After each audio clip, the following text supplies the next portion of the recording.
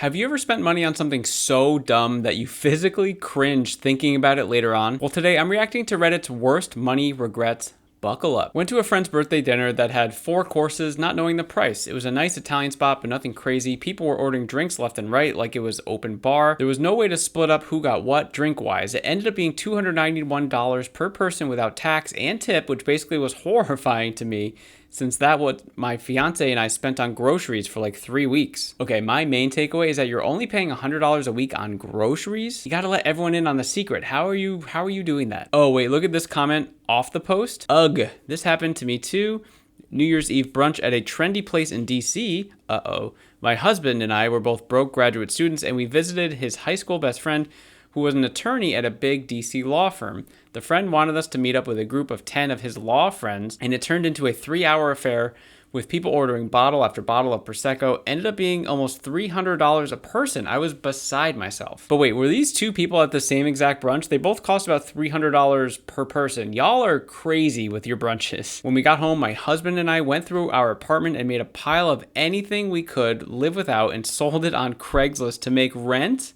15 years later, and I'm still sad I traded a breakfast with strangers for my grandmother's rocking chair that my mom used to rock all her babies. Oh, and there's a sad emoji. So sad to hear about the rocking chair. It sounded like a very sentimental piece of furniture in your family, but if a $600 expense is keeping you from surviving and being evicted from your apartment, then maybe we need to kind of reassess the finances here. But I'm not singling anyone out, because over 50% of the US right now can't pay for a $1,000 emergency if it were to come up. Is brunch an emergency? Now that's a question. You guys let me know. Is brunch an emergency? It sounds like this couple doesn't really have any savings. So what I would do is the framework called North Star Goals. And with this, we write down the most important things in our life. So they could be life stuff. They could be financial goals. It doesn't really matter. This is your list. This is you saying these matter to me the most. Then we look at where we're spending our time, our money, our sacrifices, our efforts, everything, and realign it to our North Star goals. So for this couple, it might be saving their next $1,000 to put in an emergency fund so they can use it for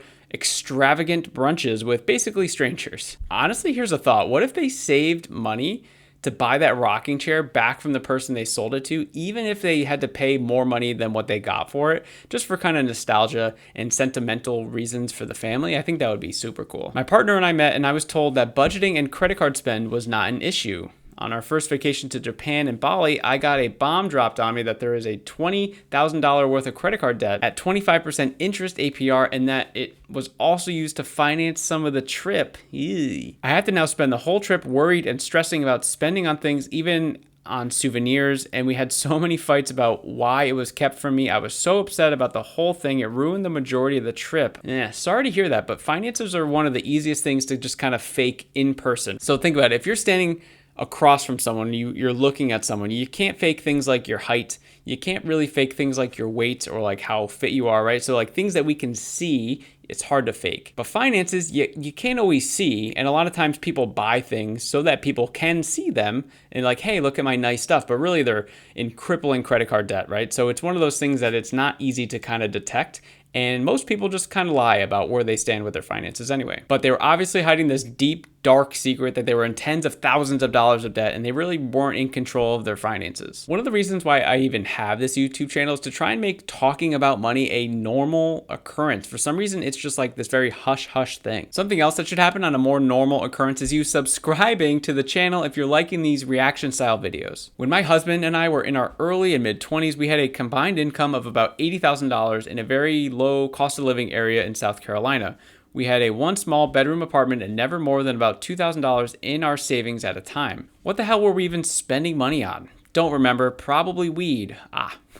Okay, we're just getting right into it here. When I got pregnant, everyone told me how expensive diapers and the like would be. I can confirm with having 2 of my own, but I honestly just traded my cigarettes, weed, alcohol, eating out budget for baby necessities. Eventually, we were a family of 4 living comfortably on a single income of $80,000, and I absolutely cringe thinking about all the money we used to blow through and how better spent it could have been, especially before kids. I love the self-awareness of this person. That's a very hard thing to do. But see, it sounds like she's doing the whole North Star goal thing. She found out that she was pregnant and she completely shifted her priorities. And when you have a large enough carrot kind of dangling out in front of you like that, like she had a newborn coming, you kind of just figure stuff out and you make stuff happen. So I challenge you guys, if you feel stuck with your finances, I want you to really ask yourself if you're dangling a big enough carrot out in front of you to kind of keep you moving forward. I spent $500 on a laser hair removal package and completely forgot about it. Now that place is out of business because the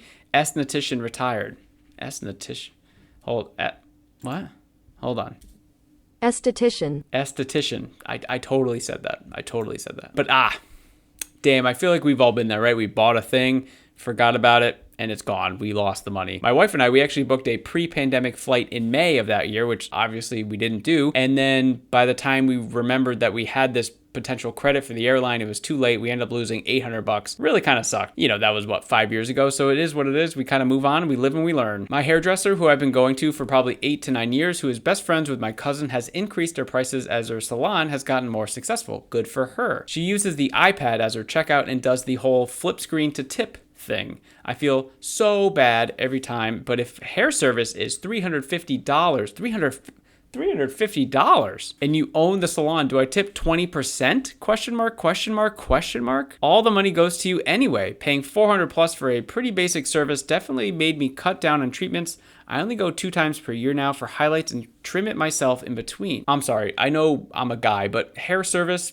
as she called it, for $350 seems outrageous to me. I don't like to tell people what to do with their money, but sheesh. Also, I don't really understand the tip part. I don't know why she's upset about that. If her cousin's BFF was the one that did the service, who cares if she's the owner? She's the one that gets the tip. That's how tips work. They go directly to the person that did the service. If you like these Reddit reaction videos and you want to see more of them, just let me know, or you can just check out this one.